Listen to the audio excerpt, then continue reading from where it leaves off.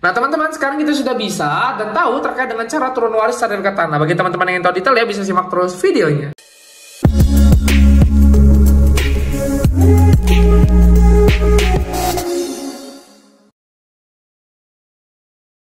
Halo teman-teman, kembali lagi bersama saya di Menjadi Bisa. Teman-teman, menerima warisan tanah itu memang bisa jadi berkah ya teman-teman. Tapi sering juga bikin bingung nih, apalagi kalau belum diurus sertifikatnya atas nama ahli waris. Nah, biar teman-teman gak ada masalah di kemudian hari, kalian wajib banget tahu terkait dengan cara turun waris sertifikat tanah. Hari ini aku bakal pandu kalian langkah demi langkah, lengkap dengan estimasi biaya dan juga berapa lama waktu yang dibutuhkan biar tanah warisan kalian punya kepastian hukum teman-teman.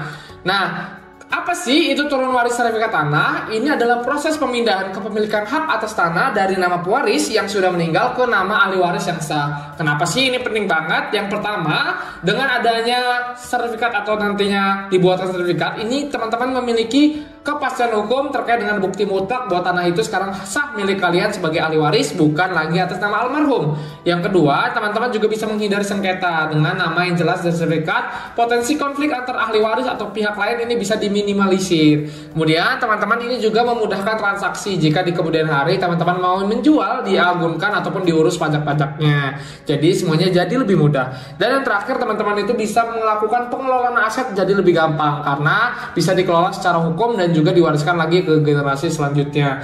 Nah, untuk caranya itu teman-teman harus membawa dokumen-dokumen terkait. Yang pertama adalah sertifikat asli tanah pewaris. Ini adalah sertifikat yang paling utama yang harus dibawa. Kemudian teman-teman juga harus membawa surat keterangan ahli waris atau SKHW atau keterangan akte keterangan hak waris ya. Kemudian teman-teman juga bisa membawa surat kematian dari pewaris.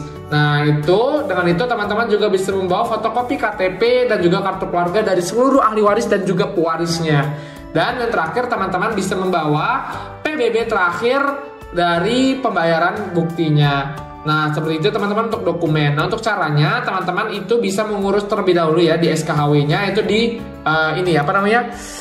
notaris teman-teman. Kemudian teman-teman bisa datang ke Badan Pertanahan Nasional setempat. Di situ teman-teman bisa mengajukan permohonan pendaftaran peradaan hak atas waris. Nah, nanti teman-teman bisa melakukan pembayaran biaya terkait dengan administrasinya. Kemudian teman-teman juga di sana akan dilakukan verifikasi dokumen dan juga peninjauan lapangan. Nanti setelah itu akan diterbitkan nih SK hak atas tanah teman-teman. Nanti dengan SK itu akan dicetak nih sertifikat hak milik yang baru atas nama teman-teman sebagai ahli warisnya. Seperti itu ya teman-teman. Untuk estimasi waktunya itu sekitar 2 bulan dari waktu teman-teman mengajukan. Terima kasih, sampai jumpa di video lain kali. Dadah!